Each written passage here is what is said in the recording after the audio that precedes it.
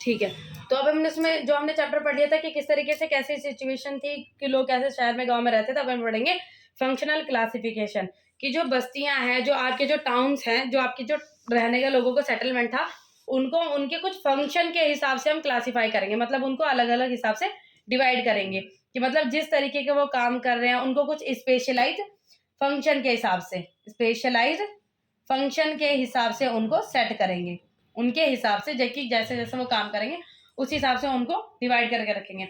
जैसे कि कुछ टाउन अपने कुछ स्पेशलाइज एक्टिविटी या फंक्शन की वजह से हम उनको क्लासिफाइड करते हैं। जैसे कोई टाउन है, उसमें कुछ काफी सारे औद्योगिक है तो उसको इंडस्ट्रियल टाउन करेंगे। तो सबसे पहले हम पढ़ेंगे एडमिनिस्ट्रेटिव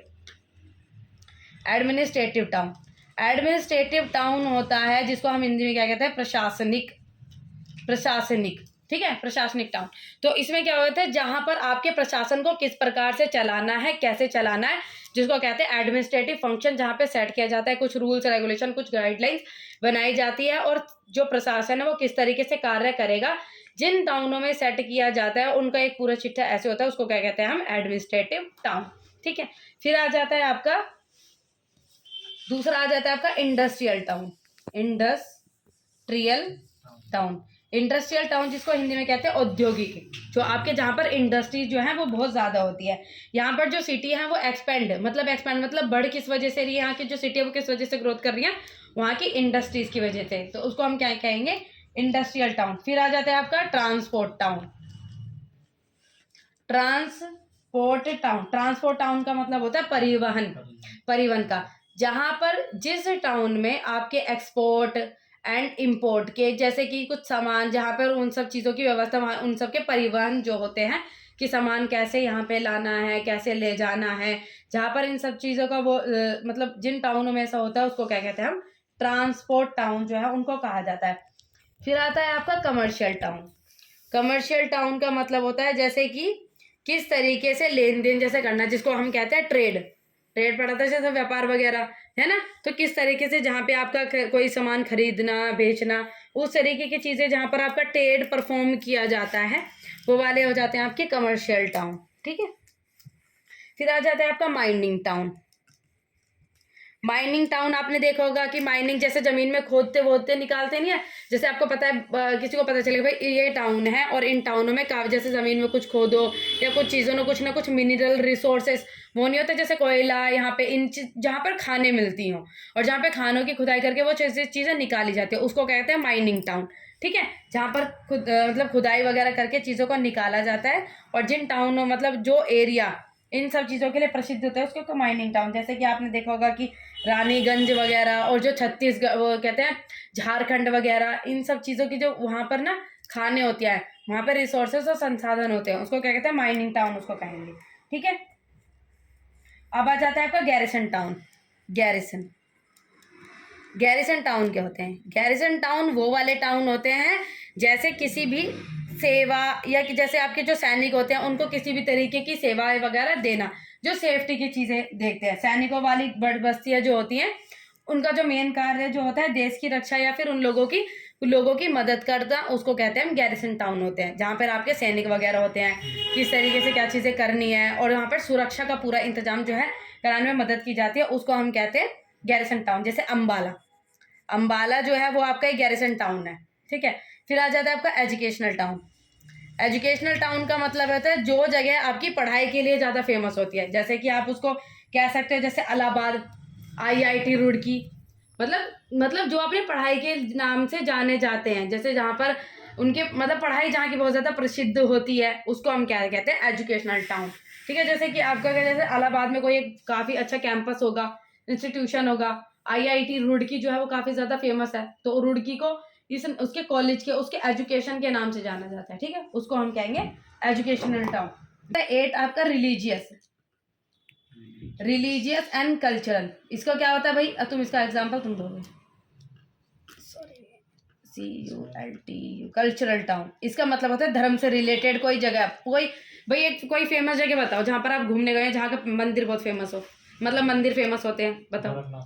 गोरखनाथ मंदिर। ठीक है, अब भाई वो अपने मंदिरों की वजह से वो जगह फेमस है। मथुरा, वृंदावन, ये जो उनके कन्हैया जी के मंदिरों की वजह से फेमस है, इनका नाम। हरिद्वार, भोलेनाथ जी की वजह से फेमस है, वाराणसी, ये है ना, ठीक है। मतलब और वो देखो आपका वो क्या जाते त्रिपुरंतम बालाजी, वो जो है आपके, ठीक है, तिरुपति, तिरुपति मंदिर है ना, मतलब ये सब चीजें, मतलब जो टाउन आपके मंदिरों की वजह से और अपने धार्मिक कार्यों की वजह से जो टाउन फेमस होते हैं उसको क्या कहेंगे हम, रिलीजियस एंड कल्चरल टाउन उसको कहा जाता है। फिर आ जाते हैं आपके टूरिस्ट टाउन। टूरिस्ट का टाउन मतलब जहाँ पर लोग घूमने, पर्यटन वाला। तो भाई बताओ, पर्यटन जिन लोगों को कौन सी जगह बहुत ज्यादा पसंद आते हैं घूमते हैं, तो जैसे ठंडी पहाड़ी इलाका, नैनीताल, इस तरीके की उनको हम कहते हैं टूरिस्ट टाउन, जहाँ पर आपके काफी सारे लोग जैसे घूमने फिरने जाते हैं, उसको हम कहेंगे टूरिस्ट टाउन। अब ये देखो इसमें क्या है, आपकी जो नगरीय बस्तियों की समस्याएं क्या होती है। नगरीय बस्ती जो है, जो नगर में जो लोग रहते हैं उनकी बस्तियों की क्या क्या समस्याएं जो है होती है।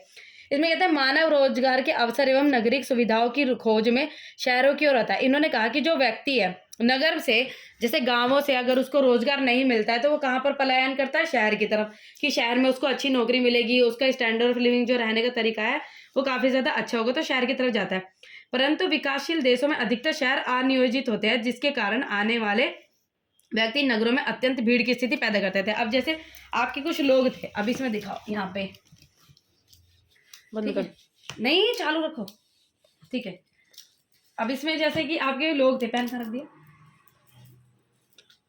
ठीक है। अब जैसे आपके लोग थे, ये गांव है, ठीक है, गांव में क्या था, इनको रोजगार कुछ नहीं मिल रहा था, रोजगार नहीं मिल रहा था, काम नहीं मिल रहा था, इतने ज्यादा एजुकेशन की फैसिलिटी इतनी अच्छी नहीं थी, अब तो होती जा रही है धीरे धीरे, एजुकेशन अच्छा नहीं था।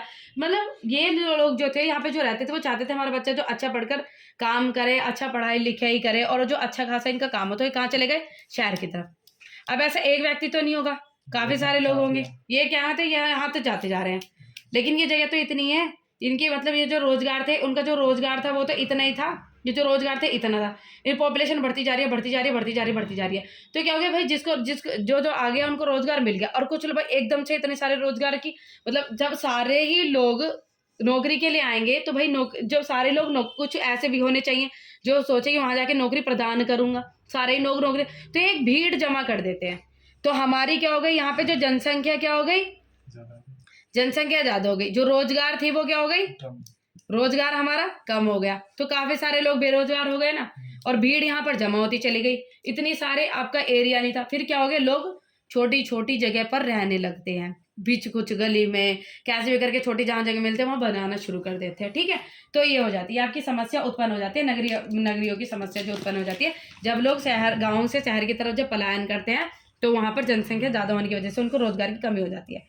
तो भीड़ की स्थिति पैदा करती, विकासशील देशों के आधुनिक शहरों में अवसरों की कमी, विकासशील देशों के आधुनिक जो शहर होते हैं वहां पर क्या हो जाता है, अवसर की कमी होने लगती है, मतलब बेरोजगार बढ़ना होता है। और गंदी बस्तियों की विविध वृद्धि प्रमुख विशेषता है, और जो बस्तियां हैं वो गंदी होने लगती हैं, मतलब ज्यादातर पॉपुलेशन बढ़ने लगेगी, लोग सोचेंगे नहीं, गंदगी ज्यादा मचाने लगेंगे, क्योंकि कहाँ पर वहाँ के लोग परमानेंट तो रहते नहीं है, जैसे कोई रेंट पे रह रहा है, हर कोई अपना घर सोच के तो साफ उसको करता नहीं है, जैसे गंदगी वगैरह बहुत ज्यादा रखने लगे। अब ये देखो आर्थिक समस्याएं क्या जाती है, आर्थिक समस्या, पैसे से रिलेटेड समस्याएं हैं जो आने लगती है, रोजगार नहीं मिलेगा तो पैसे से रिलेटेड समस्या तो आएगी भाई, नौकरी नहीं मिलेगी तो पैसे से रिलेटेड तो समस्या आएगी। सामाजिक और सांस्कृतिक समस्या, सामाजिक और सांस्कृतिक समस्या हो जाता है जैसे उपलब्ध स्वास्थ्य एवं शिक्षा संबंधी सुविधाएं गरीब निवासियों की पहुंच से बाहर हो जाती हैं। अब भाई जिसके पास पैसा था उन्होंने सारी तरीके की सुविधाएं ले ली, जिसके पास पैसा नहीं है जैसे गरीब, उनके पास इस तरीके की सुविधाएं नहीं मिल पाती है। फिर आ जाते हैं कि पर्यावरण संबंधी समस्याएं, पर्यावरण संबंधी समस्याएं में आ जाता है जैसे आपका जो पॉल्यूशन है वो क्या हो जाता है, बहुत ज्यादा बढ़ता चला जाता है। अब आप देखो कि शहर में का हर एक के पास गाड़ी, हर कोई थोड़ी सी दूर में जा रहा है तो इन सब चीज़ों को लेकर चलता है, तो क्या है पॉल्यूशन भी बहुत ज़्यादा बढ़ता चला जाता है। और काफ़ी लोग हैं रिसाइकिल की चीज़ें इस्तेमाल नहीं करते, मतलब कोई भी चीज़ वेस्ट करते तो उसको दोबारा यूज़ नहीं करने की सोचते हैं, पन्नियाँ तो ऐसे फेंक दी, ये सब चीज़ें। विकासशील देशों में रहने वाले विशेष नगरीय जनसंख्या जल का न केवल उपयोगी करती है बल्कि जल एवं सभी प्रकार की व्यर्थ पदार्थों का निस्तारण भी करती है। मतलब ये होती है इन सब, मतलब उनको उपयोग तो करती है लेकिन उनको जब ज़्यादा चीज़ें मिल जाती है तो उसको व्यर्थ ही ऐसे मतलब बेकार भी छोड़ देती हैं।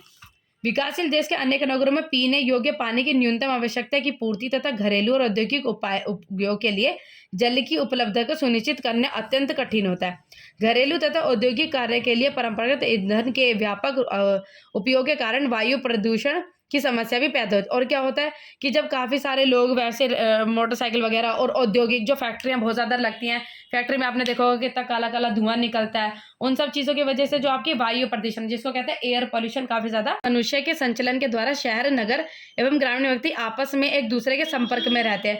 मानव बस्ती को बनाए रखने के लिए नगरीय ग्रामीण संपर्क अत्यंत आवश्यक होते हैं। ये कहते हैं कि मानव बस्ती को बनाने के लिए नगर ग्रामीण। अब ये देखो कि जैसे आपके नगर में लोग हैं, गाँव में मैंने आपको बताया था ज़्यादातर लोग एग्रीकल्चर पर डिपेंड रहते हैं, शहर में मैंने आपको बताया था कि जैसे लोग ज़्यादा इंडस्ट्रीज पर डिपेंड रहते हैं, लेकिन जो गाँव के लोग हैं वो शहर के लोगों को खाने पीने का साधन दे। तो इसमें क्या हो जाता है कि भाई जो गाँव और जो मानव बस्तियों को बनाए, देखो मानव बस्तियों को बनाए रखने के लिए जो आपके नगर है और जो नगर जो शहर मतलब शहर जो ग्रामीण वगैरह जो शहर है, ये आपस में एक संतुलन जो है बनाए रखते हैं और दोनों एक दूसरे के ऊपर डिपेंड रहते हैं और आवश्यक होता है।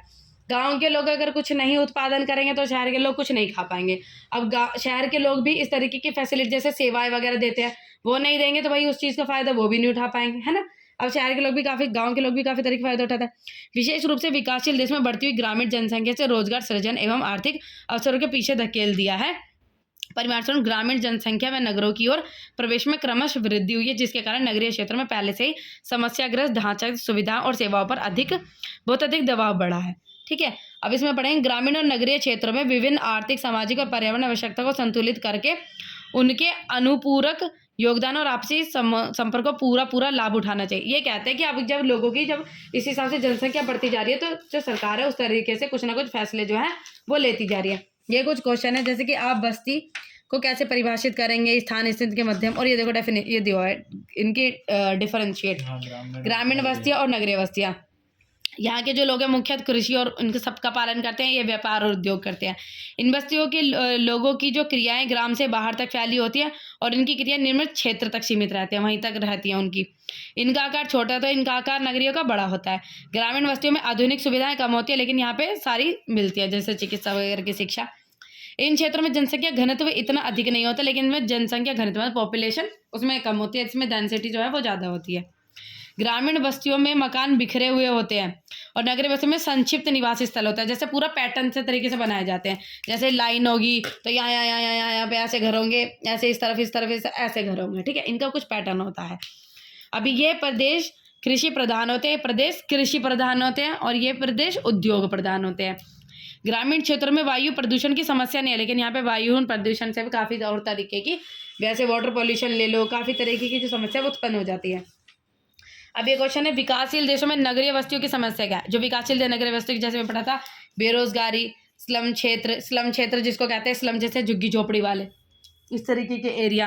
फिर आ जाता है आपका प्रदूषण बहुत ज़्यादा होता है। फिर आवास की कमी, नगरीय क्षेत्रों में आवास की कमी तो मतलब रहने का जो है वो स्थान क्या हो जाता जा रहा है, कम आता जा रहा है जनसंख्या बढ़ने की वजह से। मल जल प्रणाली का अभाव, जल वगैरह जो प्रणाली का जो अभाव है वो बढ़ता जा रहा है। बेरोजगारी, ये सब चीज़ें आपको बता दी है, ठीक है बस। तो फिर ये इंपॉर्टेंट है।